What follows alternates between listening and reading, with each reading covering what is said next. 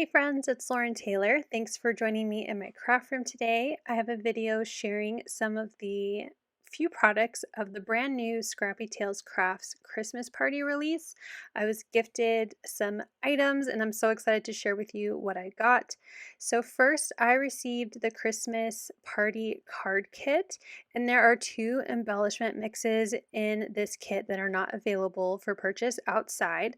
So one of them has this beautiful green and red rhinestones with clay trees, and the other one has peppermint candy and cute little penguins. I'm going to use the penguin one in today's card.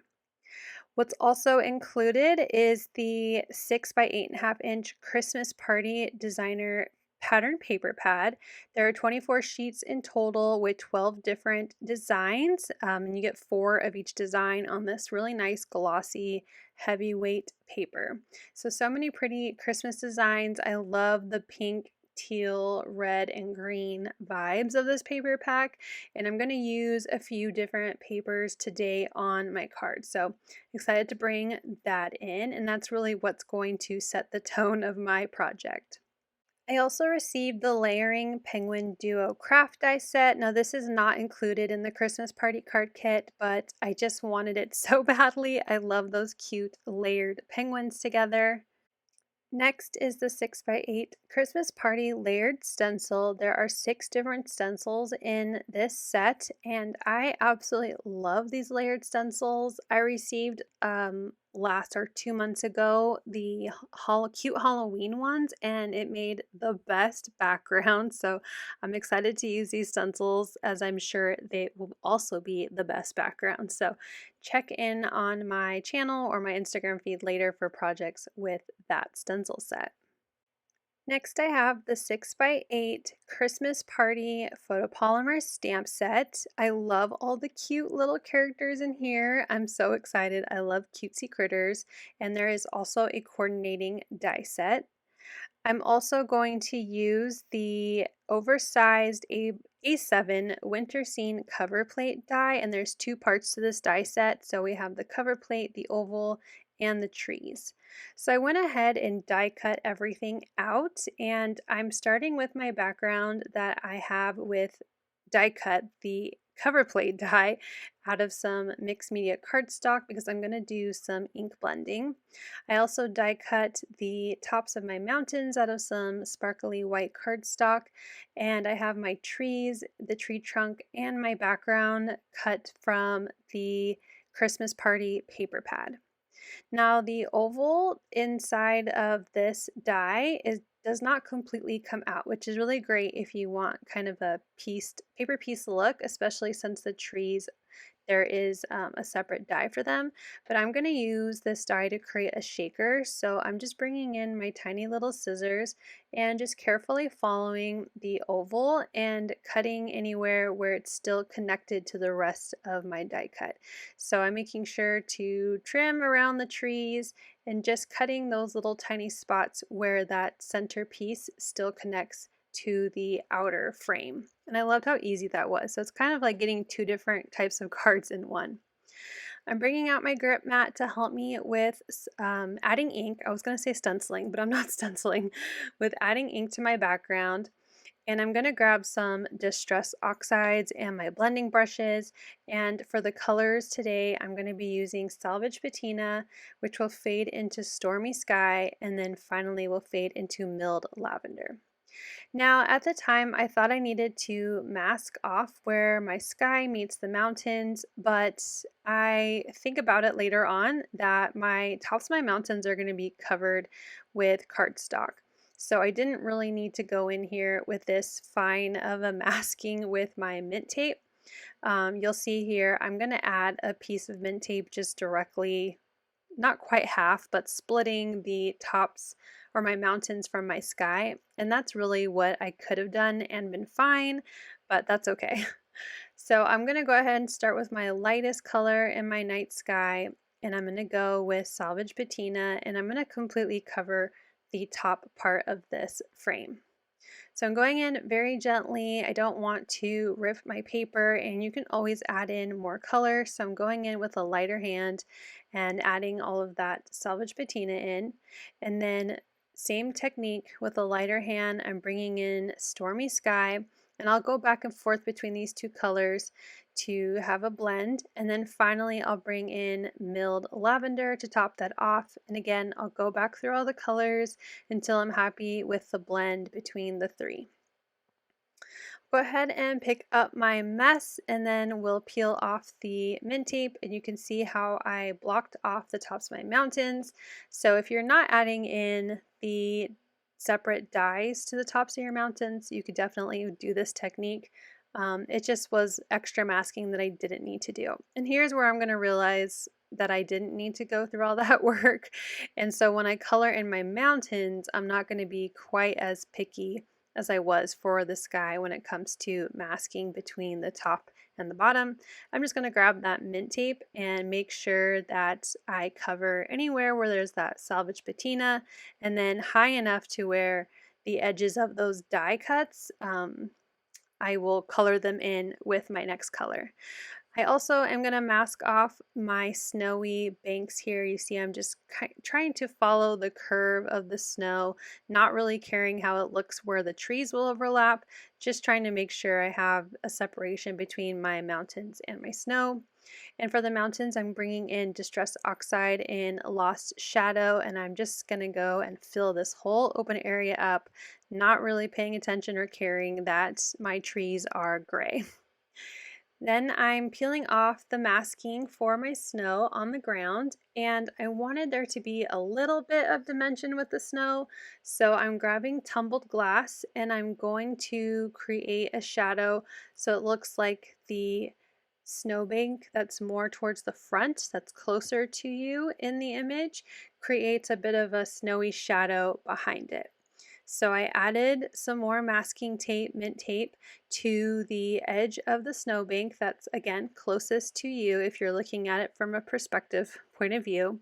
And I grabbed a tiny little brush because I just needed to add a little bit of blue to those snowbanks. So you can see here, I didn't mask off where my mountains were, so when I get that little brush close to the gray mountains, I am not trying to mix them together. So I'm just adding a little bit, a little small touch.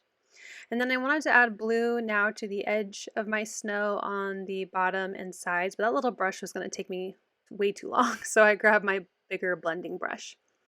Before I move on to assemble my background and add all those little pieces together, I want to add a little bit of shine. So I'm going to grab my Ink on 3 liquid pixie dust and just drop a little bit onto my glass mat.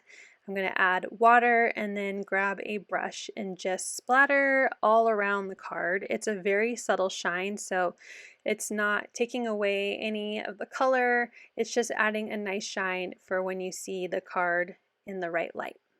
Now I want to glue this frame onto a piece of cardstock so I can paper piece basically or inlay my snowflakes back into my background. So I cut a piece of kind of a light minty teal cardstock. I linked something similar down below. I don't know what this cardstock is, it's just in my stash. And there is an oval die that also comes with this Winter Scene die set. Sorry, the name escaped me for a second there. And so I'm using my pretty frame here to figure out the center of where I need to cut that oval out. Again, I'm making a shaker card, so I need an opening, but I want something sturdy to make sure the front of my shaker card will easily, come together, and then I can use that with the sturdy background to be the front of my shaker panel. So I'm adding liquid adhesive, going around all the openings, and I'm going to layer that with that kind of minty teal, very close to salvage patina colored cardstock. So I'm making sure my ovals look centered. That's more important to me than lining up on the edges because I can always trim that blue cardstock. But there we go. Now we have our front of our panel ready to go, and I can start adding in the rest of my elements. So I'm going to start with adding in the little tree trunks. Again, I die cut these pieces, the trees and the tree trunks, from pattern paper from the collection. and just adding some glue following the die cut lines from the winter scene cover plate die to line up where all those tree trunks go and to line up where the trees go. Honestly, this die makes creating the scene so easy. I absolutely love it. There was one little piece of snow that did pop out from between the trees and I saved it, so I'm adding glue to the teal paper in the background and then using a jewel wax picker-upper pokey tool to add that back in. I also added in the tops of my mountains using sparkly white cardstock. And now for the really fun part, which took me some time, but that's okay. I was watching YouTube at the same time as making this. And I'm adding glue to where those little snowflake little circle dots came out of. And now all of these circle dots are the same size. So it's not like I had to figure out what was what. I'm just picking them up. I added glue to the opening in the background, and I did that for all of the different snowflakes. And I was very happy with how it turned out. I really liked the inlaid look of all those white little snowflakes coming down on my scene. I'm grabbing the Christmas party stamp set, and there is a coordinating die, and there's actually a lot of coordinating dies for the sentiments too, which is really cool. But I'm just going to use the stamps to stamp my sentiment on my teal pattern background, which will be the back side of my shaker. And I'm stamping "Ho ho ho, 'tis the season to be jolly. Hope your Christmas is filled with cheer." I liked the filled part of that sentiment since it's going to be a shaker card. And to make sure I have my sentiment lined up where I want it on my back of my shaker, this pretty teal background, I'm layering them in my Misty because the front of my shaker is not the same size. It's slightly smaller than 5x7. So I'm just using it as a guide of where I need to put my sentiment. And then I'll use my Misty door to pick up the sentiment, and I will emboss this in white. I thought the white would be really pretty because it will pop off really nicely off this teal cardstock and match with the light snowy white of the front of my shaker. So I have my anti-static tool to make sure I don't get white embossing powder everywhere, and then I'm going to ink up my sentiment. I do end up stamping it twice thanks to the magic of the Misty, to make sure that I had plenty of ink for my embossing powder to attach to. And this embossing powder is Ink on Three's Arctic White Ultra Fine embossing powder. You definitely need ultra fine for tiny little sentiments like this.